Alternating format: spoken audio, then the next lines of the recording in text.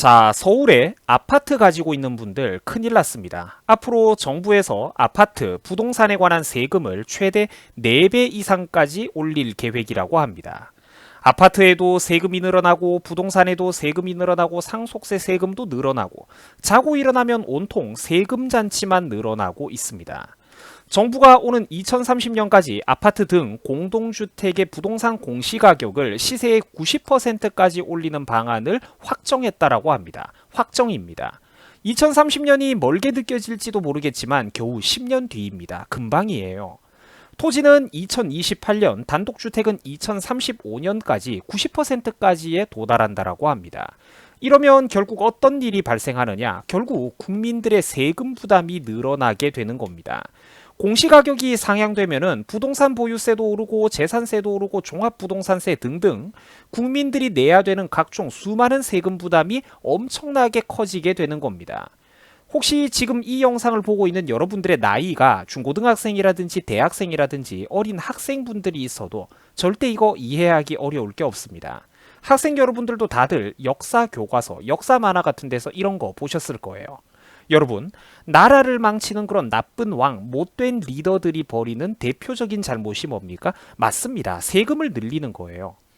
백성들을 못살게 굴고 과중하게 세금을 늘려가지고 국민들의 삶을 못살게 괴롭히는 거. 그게 바로 대표적인 나쁜 왕의 모습입니다.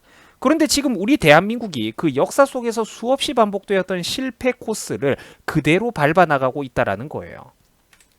이게 세금이 얼마나 많이 늘어나는 거냐면 제가 쉬운 예를 한번 들어보겠습니다. 17억 원 아파트의 보유세가 10년 뒤에는 1,300만 원 이상으로 늘어난다라고 합니다. 이게 어느 정도냐면 올해보다 세금이 무려 4배 이상 많아진 수치입니다. 어마어마합니다. 지금 이 정부가 국민들을 상대로 돈을 뜯어내는 수익률은 주식 투자를 아주 잘하는 사람보다도 훨씬 더 나은 겁니다. 주식이 세상 전체에 400%씩 오르는 게 몇 개나 되겠습니까? 내부 정보를 미리 알지 않는 이상 말이죠. 근데 그런 기적이 이 정부에서는 가능한 거예요. 국민들을 상대로 무려 10년 사이에 세금을 4배 이상 올린다라는 겁니다. 6억 원 정도의 아파트도 예외가 아닙니다.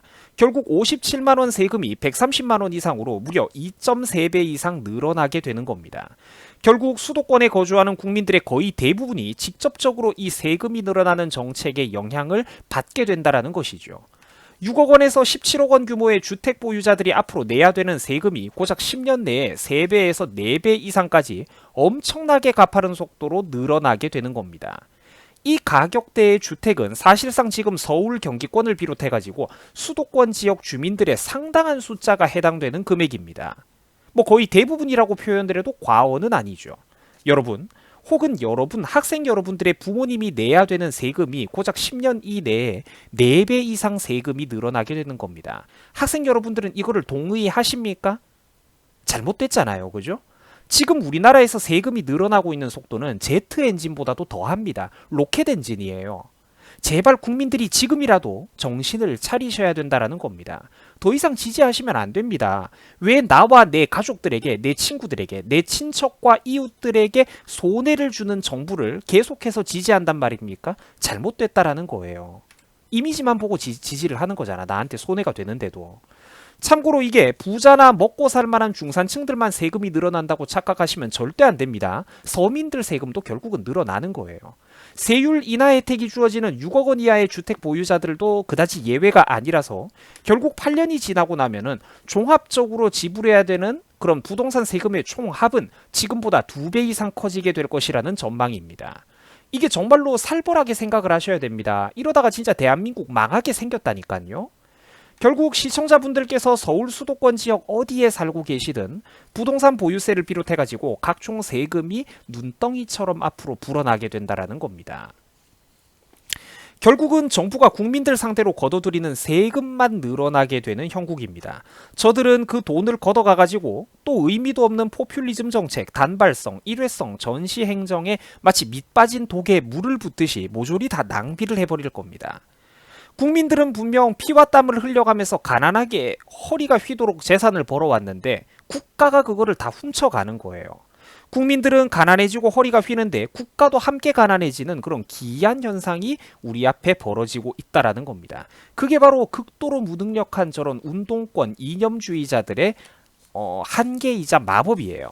그 상상을 초월할 정도로 능력이 없고 맹목적인 이념에 사로잡혀 있는 사람들이 정권을 잡아버리니까 국민들한테 세금을 많이 뜯어가는데도 이상하게 국가도 함께 가난해지는 마법이 찾아온다라는 것입니다.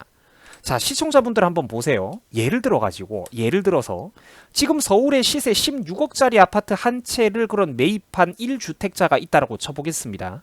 10년간 이 사람이 앞으로 내야 되는 세금을 계산해 보니까 무려 8,994만 원, 즉 9천만 원 가까이 된다라고 합니다. 근데 보유세 하나만 얘기를 한 거예요. 모든 세금 총합이 아닙니다. 보유세만 9천만 원에 육박한다라고 해요. 이러니까 평생 고생해가지고 내 돈으로 벌어서 산 내 집인데 이상하게 나라에 월세 내는 기분이라는 소리까지 나오는 판국이라는 것입니다. 은행 기관들 그리고 부동산 투자 자문 기관들의 전문가들이 추정한 수치에 따르면 지난해 12월에 앞서 보셨던 서울 마포구 시세 16억짜리 아파트를 한 채 매입한 1주택자가 앞으로 10년 동안 내야 되는 세금의 총합이 어마어마하다라고 합니다. 취득세, 보유세, 양도세를 모두 합쳐보니까 세금이 나중에 내야 되는 게 무려 2억 4,091만 원에 육박한다라는 것이죠. 이쯤 되면은 세금이 무슨 웬만한 국민들이 뼈 빠지게 벌어 모으는 평생소득보다도 훨씬 더 많은 수준입니다.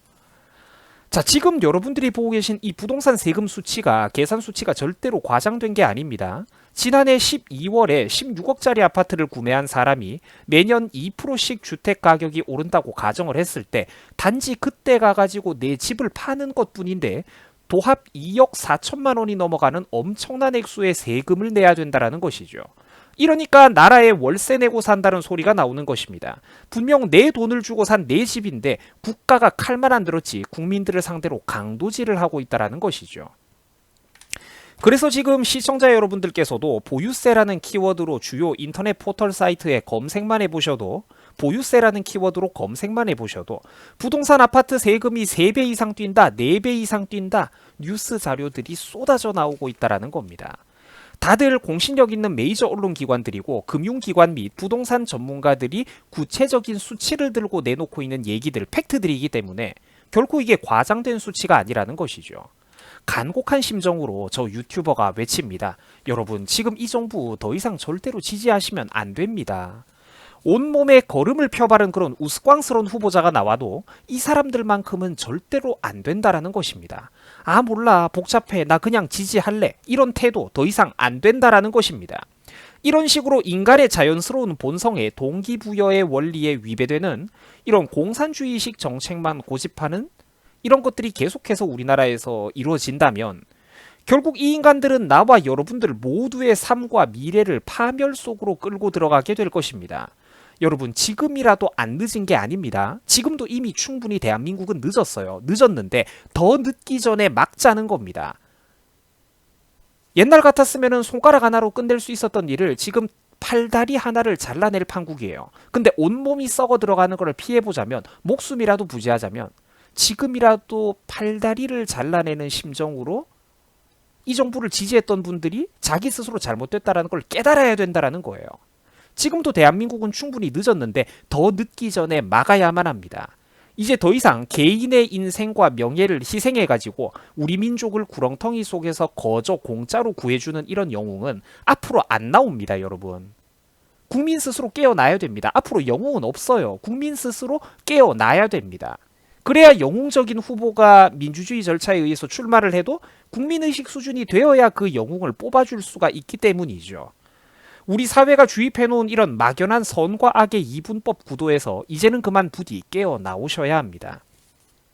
정치 사회의 문제를 바라볼 때 그동안 세뇌 주입받은 것들 때문에 어렵다라면 단순히 자기 자식과 부모님의 이익을 한번 생각해 보십시오.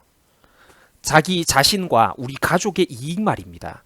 문정부의 정책은 절대로 부자든 가난한 사람들이든 절대 대한민국 국민 그 누구에게도 이득이 되지 않습니다. 기업 환경을 망치고 사업 환경을 망치고 부동산도 박살내버리고 세금을 늘려가지고 국민들의 재산을 합법적으로 강탈해가고, 그러니까 힘들어가지고 고용이 축소되고 투자가 축소되고 새로운 기업과 공장이 없어지는 거죠. 그 여러분들의 일자리가 줄어들지 않습니까? 세상에서 제일 쉬운 게 국가 경제라니까요. 어떻게 보면은 절대 지금 이 정부가 하고 있는 짓거리들은 절대로 서민들에게도 이익이 아니라는 것입니다. 반드시 국민들께서 스스로 깨어나셔야 됩니다. 이제 영웅은 없습니다. 영웅적인 인물이 출마를 해도 국민의식 수준이 안 된다면 그 사람을 선택할 수가 없기 때문입니다. 반드시 국민들께서 이제는 스스로 깨어나셔야 됩니다. 지지하는 분들 지지를 철회하셔야 됩니다. 여러분 수고하셨습니다.